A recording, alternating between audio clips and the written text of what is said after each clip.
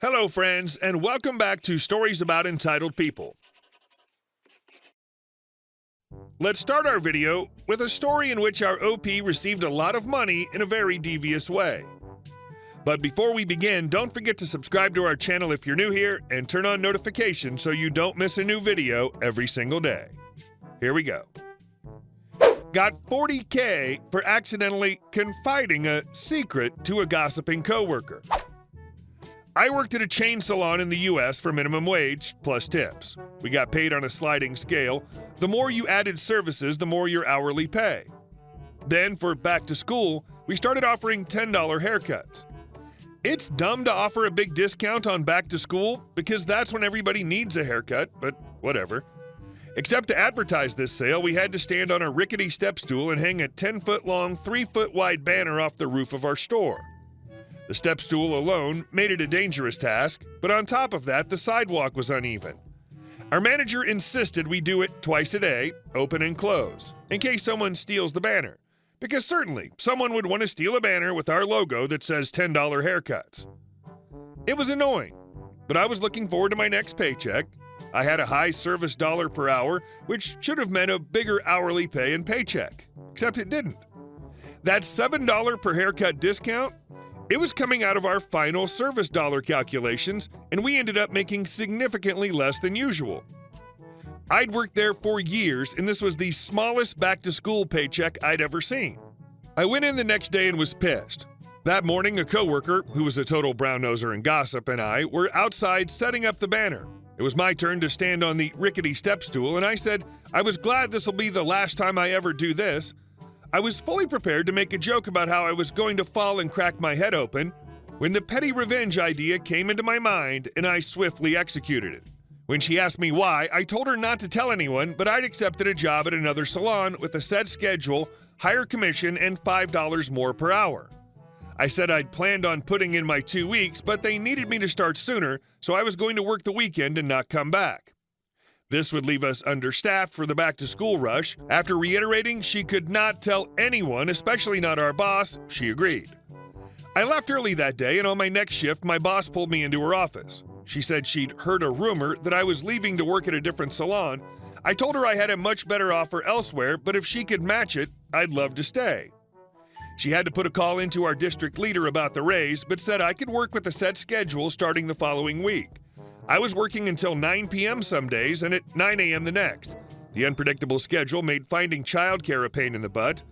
I was consistently ranked number 2 in sales for our store and the district.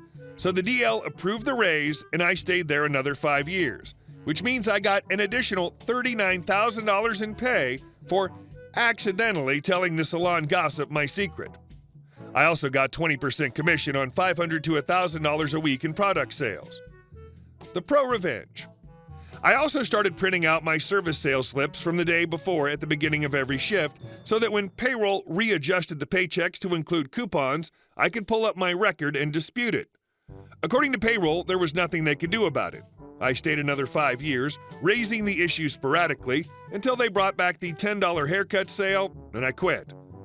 A few months after I left, I was made aware that a different employee in another state filed a class action lawsuit, and I got a letter asking if I wanted to be a part of it. I accepted, and the lawyer loved receiving 5 years worth of documentation, emails from corporate and payroll, etc., and they had to go back through all my paychecks and compensate me for the difference.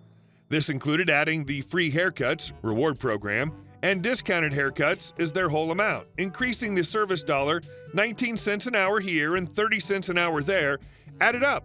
And despite the fact that the settlement was split with a lot of people, I got $10K from that in addition to my adjusted pay, which was around half the settlement amount. Document, document, document. Being right is nice, but having proof is far better. And our second story. If you're interested in using traffic cops to punish us, be warned that 2 can play that game. My daughter attends a preschool that rents out space in a local church located in an extremely affluent neighborhood. Very nice place. Manicured lawns, tasteful homes, and so forth. It's the American dream for yuppies. Well, it seems that the neighbors don't much like having the preschool around. After all, who would want the minivans of up to 20 small children driving into a neighborhood once at 9 a.m. and again at noon? How can they live with that? The neighbors decided to call the police and let them know that the people from the preschool are driving recklessly and running stop signs at high speed. Given that this neighborhood is affluent, we noticed that the police started frequently pulling the minivans over because soccer mom Sue wouldn't come to a full and complete stop, $100 ticket plus court fees for each violator. The response? The parents at the preschool got together and decided that if the neighbors were going to use the law to punish us, we could use the same law to drive them crazy. Now, whenever we drive through the neighborhood, we accelerate very slowly, don't want to be reckless, drive at 20 miles per hour, no sidewalks, so we want to watch for pedestrians, slow down early before stopping, because the corners are where children are most likely to jump out in front of cars, and then count to 5 while stopped. The result? One of the moms at the preschool got a visit from one of these traffic cops, who also happened to have a son at the school the year before. He said that the police weren't too happy about having to punish a preschool and were upset with the neighbors. He also told her that she should tell the rest of us to keep up the good work because they'd gotten 3 complaints about our safe driving in the past week. And our last story. You think that's effing funny? Do you know who I am? So this transpired a few years back when I was 18. The revenge technically was not done by me, but I'm a key witness in the events that occurred. For some context, I used to work at a big chain store in the deli department. Wasn't a great job, but it was my first one and it helped pay for college, so I endured it. But because of what I was subjected to, I quit shortly after, despite it having a great end result. In my hometown, population 4,500, there was a small group of PTA moms who were pretty high up on the chain of command, but also led their own company for party planning. They were known mostly for the fact that their daughters were all best friends and straight A 4.0 students, and all 3 were supposed to be valedictorians. I knew them mostly because they were the we hate drama crowd, but always spread drama about people. Unfortunately, it had happened to me at one point and put me in some pretty deep depression. But that's another story. Not just that, but all 3 daughters were accepted to Ivy League schools on a full-ride scholarship. The one fault they had, besides the drama, was that they were really arrogant, prideful people, both the daughters and the mothers, and were incredibly rude to anyone who wasn't rich, white, or even super in shape. At the time, I was pretty overweight and had a pretty bad acne problem. This will come into play later. Well, one day they came in asking for 300 pieces of fried chicken and 200 pinwheel sandwiches. For anyone who's ever worked in any capacity of retail or food, you know that for an order that big, we need at least a couple days' notice to order more inventory and actually cook everything on time. Not to mention, I was the only one left working for the night, so their order would have been impossible anyway. Well, these ladies thought they could pick it up on the spot to ensure food quality. I told them they'd need to fill out an order form and that it'd be a couple of days, and they flipped their crap. I'm not talking a small sigh and disbelief, I'm talking vague threats to actually have me not walk during graduation. Here's how the talk basically went. PTA Mom 1. I need this food today. We're the party planners of the lake party you probably didn't get invited to, and the party's in 2 hours. Me. I'm sorry, but we literally don't have the staff or the time for that right now. I'm more than happy to make you a 96 piece, but it'll take about an hour.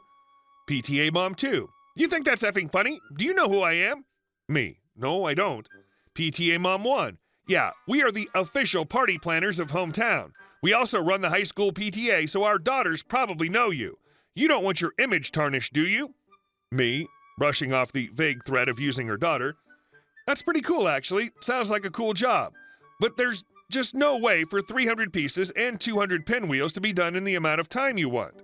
I apologize for any inconvenience it makes to you. If you want, I'm more than happy to get a manager so they can talk to you. PTA Mom 3. When your manager gets here, I'm going to have you effing fired and kicked out of walking this year. We don't want fatties taking up the walkway anyway.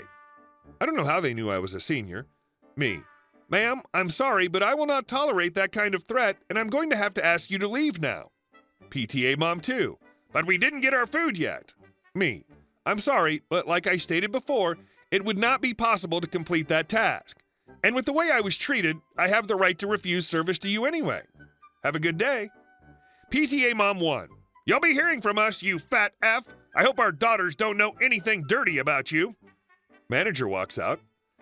Excuse me, ladies, but you have no right to treat my staff like that. You may think you run this town, but that does not give you any reign to treat someone like that.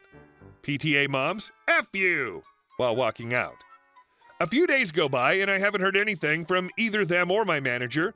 Then one day at class, I see the daughters in a corner crying with each other. I got word from one of their friends, who was somewhat close to me, that in the past 2 days, they were told they could no longer walk at graduation due to being caught for cheating on basically every assignment and were no longer attending any Ivy League school. At first, I thought this was just a coincidence to what had occurred the week prior, but apparently what happened was that a bystander overheard the heated exchange, and this bystander also happened to be a former member of the PTA. So she had a lot of dirt on the mothers and their children. Apparently, this was her breaking point, as she was skeptical to come forward prior about many things due to scrutiny. It turns out the mothers were basically getting the answers to every assignment by either paying off teachers, using vague threats against their families, or straight up saying they would sleep with them. Because our school was smaller, there were only a handful of teachers that needed to be pleased or threatened. That was my moment of happiness. Not only did these women get kicked out of the PTA, but their daughters, who I mentioned used to be my old bullies, were dropped from ever attending the school of their dreams. Last I heard, the daughters stayed in the hometown and now work in the same deli department I used to work in. That is karma at its finest. No reason to treat other human beings like that. Hey guys, thank you all for watching the video. I'll see you in the next one.